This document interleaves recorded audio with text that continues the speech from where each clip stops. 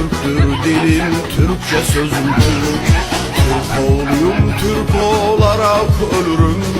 Kanım Türktür dilim, Türkçe sözüm Türk. Türk olmayı en mukaddes bilirim.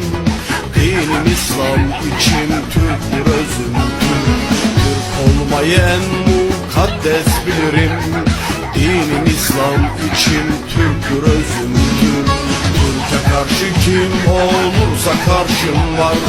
Arşileri, arşileri, arşım var. Bu ülkede Türk İstiklal Marşım var. Ay yıldızlı bayrağım Türk, tezgin Türk. Türk'e karşı kim olursa karşım var. Arşileri, arşileri, arşım var.